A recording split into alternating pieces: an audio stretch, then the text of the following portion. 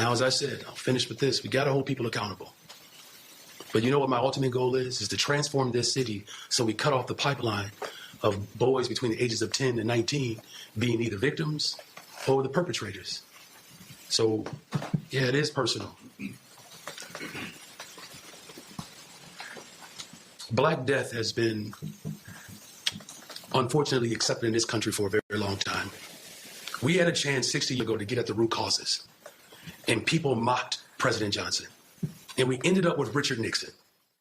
Greetings and salutations, loyal viewers of this channel. My name is Sean, and today we got to talk about what is going on in the city of Chicago, because they experienced an especially bloody weekend over this past week and into the weekend. Of course, I'm talking about the 4th of July shootings that saw 19 people get killed, 84 people get wounded, but unfortunately, that is not the only story out of this. That is not the only horror show that we saw on display, because Mayor Brandon Johnson, the defund the police guy, the I'm not going to prosecute anyone for anything kind of character, has decided that he found the real culprit behind this. It's not the many shooters. It's not any of the gang activity. It is not the policies that he has advocated for and instituted as mayor of Chicago. It's not even the policies of his predecessors, which are in line with his woke ideology. It is, in fact, Richard Nixon. Somebody get the ghost handcuffs, because we need to arrest Richard Nixon, because it turns out his evil white racism is what has caused the violence that we saw in the last week. And no, I'm not joking about this. This is one of the most absurd things that you could possibly say, yet it is being offered as the solution post the shooting again that started last week and continued into the weekend, because why take any accountability for anything when you could always blame a ghost of racism past in order to get your way and in order to obfuscate what's going down. Now, we're going to get into this, but before we do, thank you to everybody who supports this channel via actualjusticewarrior.com/join. Give me the money. Give me the money. Okay? So look, the weekend was especially bloody in Chicago, but we all understand from tracking the news that holiday weekends in cities like the city of Chicago are almost always like this. They always result in a bunch of people gathering that almost always results in them shooting each other, and the only answer that you can actually have to a question like this, in my opinion, is to deploy the police, arrest the perpetrators, prosecute the perpetrators, and make sure that they face conviction. And by the way, the clearance rate for homicides in the city of Chicago has dropped down dramatically. I believe they're under 30%, which is insane, because nationwide, we actually expect about 60 to 70% of homicides to be cleared in this country. So that's how bad it is in Chicago. Maybe you would want to criticize the stop snitching culture and all these different various things that protect the criminal. Maybe you want to criticize the district attorney's office that protects the criminal, or maybe Brandon Johnson, who also protects the criminal. But instead, Johnson decided to do a press conference about how the criminals are the victims. Today, I stand here today heartbroken. Over 100 people have been shot in this city. 19 people have been killed this holiday weekend. But these are not just numbers on pages. These are not just headlines in the news. No. These are our fellow Chicagoans. Our neighbors, family members who've lost their lives. Look, I understand it is not considered to be very nice to judge people's statements, to judge their emotional reactions to certain things, but to be clear, I don't believe in any way, shape, or form Brandon Johnson is heartbroken. I'm here in New York City, I'm watching what's going on in Chicago from afar, and I want them to actually take action. I find this to be absolutely devastating. I've covered story after story out of the city of Chicago, out of many places in this country. I've talked about the policies that allow this to happen. It has gotten me emotional at times, but Brandon Johnson just trying to do the cool as a cucumber right here kind of press conference. And considering he's not going to have any reaction outside of his norm, which is of course to blame his political opponents, whether they be dead for decades or not, it doesn't really ring true to me that he's heartbroken about this situation. Maybe he's upset that you're talking about it. In fact, I would almost guarantee that he's upset that you're talking about it, because it is always best to sweep black on black crime under the rug, pretend it away, pretend it doesn't exist. But when you can't do that, you have to blame the evil white racists with their evil white racism. These are 19 families whose lives are forever altered. And 19 families who woke up this morning without a son, without a daughter, without a mother, without a father, without an aunt, without an uncle. Over 100 people whose lives will never be the same. Whose next chapter in life is recovery and healing from this violence. These 100 people are members of families and communities, numbering in the thousands, who are also feeling the devastation and the impact of the incessant violence in the city of Chicago. Again, what we have right here is the emotional stuff that you're supposed to say. Brandon Johnson seems to be running through it like it's routine, and unfortunately, these kind of press conferences have become routine in the city of Chicago because people like Brandon Johnson refuse to address the problem, refuse to address the criminals, and in fact, Brandon Johnson is going out of his way to aid the criminals. We talked about this on this channel before, but Brandon Johnson is getting rid of the ShotSpotter program. He wants it removed, and what the ShotSpotter program does is deploy automatically police and ambulance services to areas when gunfire is detected. One of the reasons why this is needed is because gunfire is so common in the city of Chicago that residents don't even call 911 all the time when there's a shooting. So Brandon Johnson, he can talk about how people are missing their aunts and uncles and children and sons and daughters. It's so sad, but in reality, in actuality, Brandon Johnson is making it easier for people who are wounded to lay dying on the streets, because if nobody calls 911, what they need is ShotSpotter. And by the way, he knows it's effective, which is why he decided to extend the contract to the end of the DNC, because he's ready to protect the important people. But when it comes to you, the citizens of Chicago who might be afflicted by gunfire, he can't be bothered to deal with it. In fact, this idiot has actually made the case that ShotSpotter is racist, and the cases that they cite as evidence of ShotSpotter being bad, like Adam Toledo, are 100% clean shootings where ShotSpotter worked exactly as intended. So no, absolutely not. I don't want to hear this from Brandon Johnson when what he's doing as the mayor of Chicago is allowing this to go on, allowing this to become far more deadly, and in fact, instituting policies to make it worse, not better. This violence we are seeing hits very close to home. This violence plaguing our community, it is deeply personal.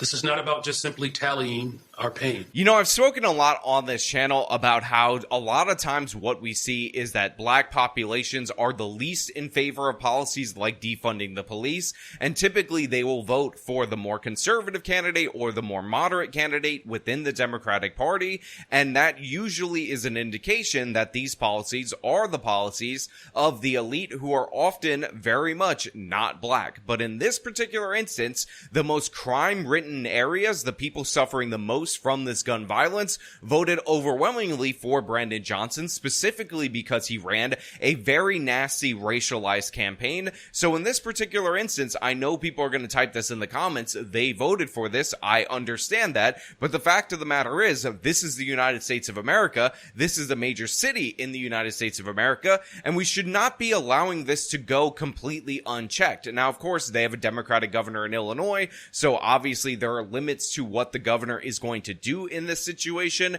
and Brandon Johnson hides behind racism on everything to deflect all criticisms. It is his catch-all, and he's even going to blame racism for this.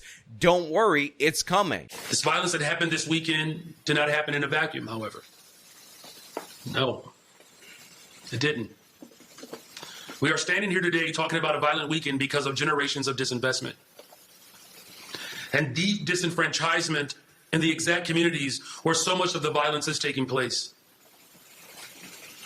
But we are here to say emphatically that this is enough. It's enough. This is quite possibly one of the most shameful press conferences I've ever seen in my entire life. I call it unbelievable, but the fact of the matter is, I've been covering Democratic politicians, progressive Democratic politicians, for a long time on this channel, and unfortunately, this is standard fare. This is typical. This is what these people do, and it's absolutely disgusting. This guy's talking about disenfranchisement in these neighborhoods being divested from. Let's be clear about something. The crime precedes this divestment. When Walmart closed all of its locations in Chicago, that wasn't because they were evil white racists and they decided that they wanted crime to go up. It's because those Walmart locations were never profitable in the city of Chicago due to overwhelming instances of rampant theft, the crime, and that forced them out. That's what drove these areas into poverty. You cannot be surprised when you have insane amounts of violence in your area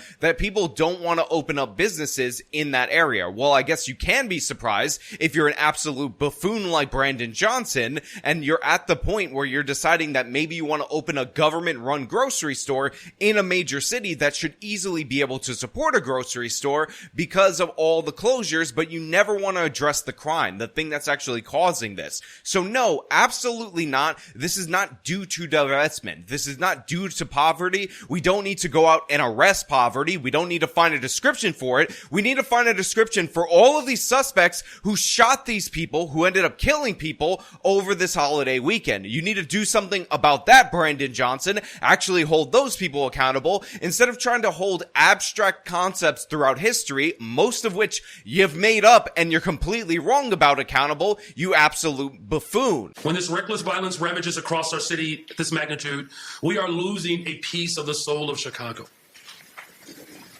And it deeply pains me to admit that, but it is true. So Brandon says, oh my God, I hate to say this, but when we allow rampant violence at every single holiday event in the city of Chicago, when we allow neighborhoods to be completely turned over to criminals and to gangs, that actually hurts the soul of the city of Chicago. Well, thank you for saying that, Brandon. I really appreciate you saying crime bad at this moment in time. I mean, you just said that these people are disenfranchised. They're kind of the victims, the people who are perpetuating these murders. By the way, mostly disproportionately in the black areas, but you know, they were victimized by the systemic systems, so we gotta arrest the systemic systems. But I will not stand idly by. We will not be passive in this moment. We need to ensure that we are holding every single individual accountable for the pain and trauma and the torment that they have caused in this city. Now, Brandon, of course, plays lip service to holding people accountable, but the fact of the matter is, every single thing that this man has done since he's taken office, every single person that he's aligned himself with in his political career has worked tirelessly to do the opposite. To not hold people accountable, to let them go and make excuses for them, like talking about how people just divested from their neighborhood. They had to go shoot up a barbecue on 4th of July weekend because the systemic systems and the systemic structures, they took out all this investment from their area because of their evil white racism. There will be consequences.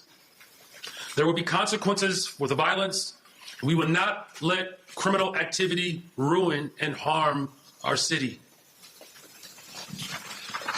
And I know that our Chicago Police Department is working nonstop to catch those who have committed these heinous crimes. So one of the reasons why I think this reads incredibly hollow is because Brandon Johnson, at this point in time, is reading specifically this talking point. And the big tell right there is the fact that he didn't know that the word heinous was coming up because it wasn't coming from his brain. It was coming from the piece of paper. And that's the mispronunciation that you saw right there based on its spelling. So Brandon, I'm not really buying this from you because you've shown me nothing ever that shows that you're on this side. You're on this team. You're on the law and order side. So you're reading off a piece of paper the talking points that you're supposed to read. I don't think it's worth anything. It's not worth the paper that it's written on. We also need to double down on our efforts to get guns off our streets. When a 16-year-old has access to an AK-47, the violence began well before that weapon reached the hands of young people across this city across this country. Brendan, of course, pivots to illegal guns. He talks about nationwide getting resources from the federal government in order to deal with this. But the thing is, Chicago already has all the gun control that you could possibly imagine. They already have effectively gun bans for regular citizens. And like he said, even though it's illegal in every state in the union, he is seeing AR-15s or AK-47s in the hands of 16-year-old gangbangers in his city. Obviously, that's not working. Obviously, that's not an issue. But you know what definitely won't help with this particular problem? You removing shot spotters so people can't detect these gunshots in the moment and try to intercept these criminals and treat their victims. Now, the Fox 32 affiliate tried to give Brandon Johnson a break by cutting out the most important part of this press conference, where Brandon Johnson decided to deflect to Richard Nixon, but I have to play that for you because I have a lot of commentary on this. Now, as I said, I'll finish with this. We got to hold people accountable. But you know what my ultimate goal is to transform this city so we cut off the pipeline of boys between the ages of 10 and 19 being either victims or the perpetrators. So, yeah, it is personal. Black death has been unfortunately accepted in this country for a very, very long time.